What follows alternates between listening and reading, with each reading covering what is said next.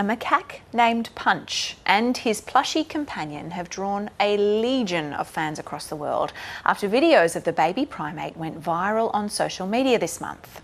Zoo officials gave Punch the stuffed orangutan as a comfort mechanism because he was abandoned by his mother at birth. Since then, the zoo has then been trying to reintegrate Punch back into the troop. Now, meanwhile, Jo, the internet has been full of memes and love about the animal's predicament.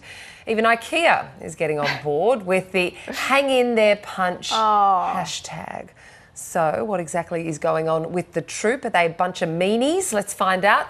Carla Litchfield is a professor of psychology and expert in animal behaviour at Adelaide University and is with me now. Very good morning to you.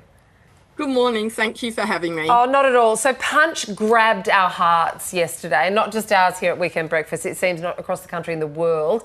Can you firstly explain, Carla, why Punch would have been abandoned by his mum? Okay, well, one of the things that we do know just from reading the stories on the internet is that it was the height of summer. So these are often called snow monkeys. So they tend to live in cooler areas.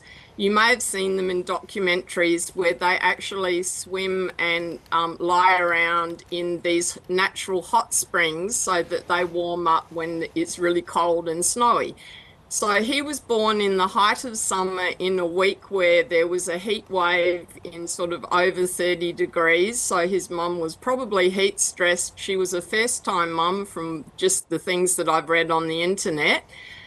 So she would have been having all sorts of issues. It's also a captive environment. So it's not natural. And in fact, it's ironical because zoos tend to have naturalistic enclosures with no toys that look unnatural.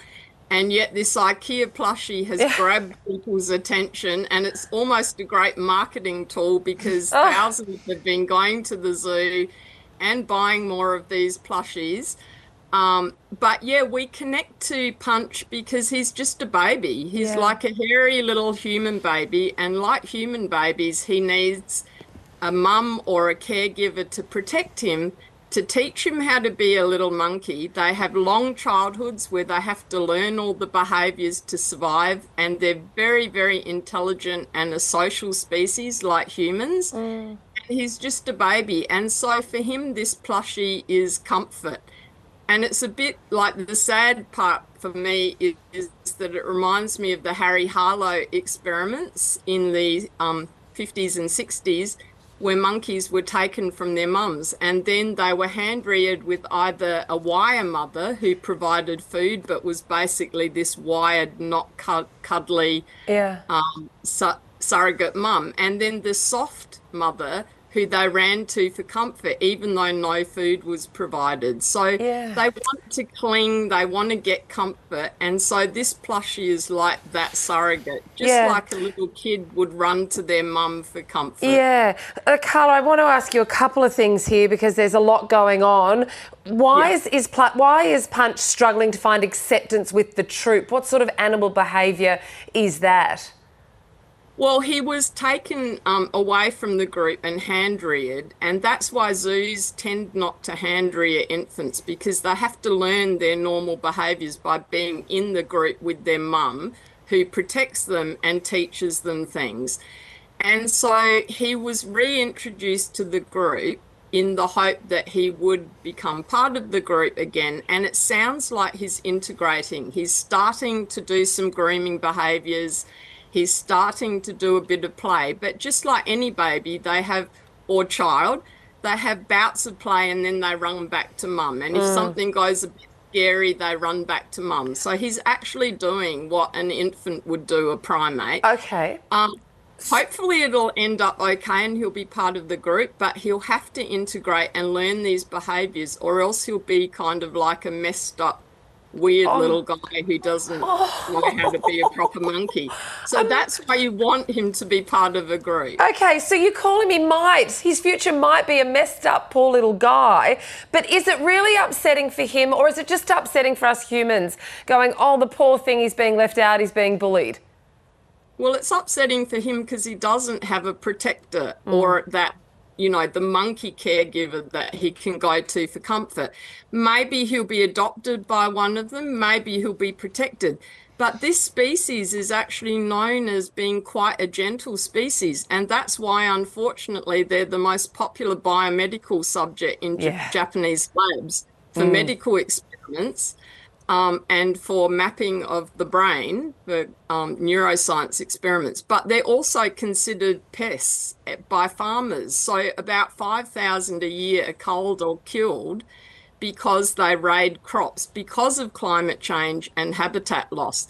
So this kind of opens lots of things. What I hope won't happen is that once things go viral on the internet and people love him so much, the question that most zoos get asked most is, can I have a pet monkey? Because people want them as a pet. And there's an illegal trade in these little guys where they're taken from the wild or sold illegally to people all over the world. And they're cute when they're little, but when he's 4, he's going to be a big monkey. He would be trashing the house. He needs to be with a group.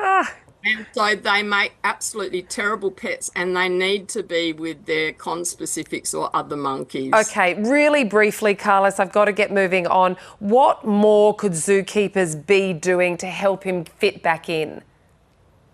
Well, I think they're doing what they can at this point because the choice was made to remove and hand rear him, but they're trying to integrate him back to the group.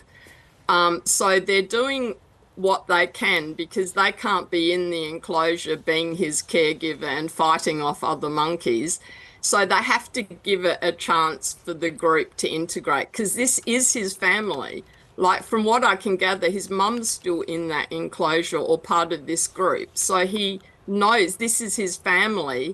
So, it's best case scenario, but it also shows that is this an ideal enclosure for a monkey that lives in the wild because it's made of concrete.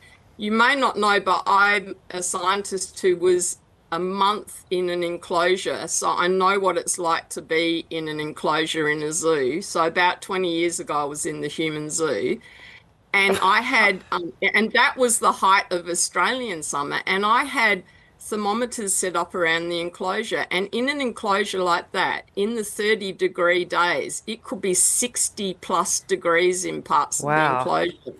So you sort of have to wonder, is this, the ideal enclosure? Is this accredited Waza Zoo? Gosh. So, there are too many questions to answer in 5 minutes.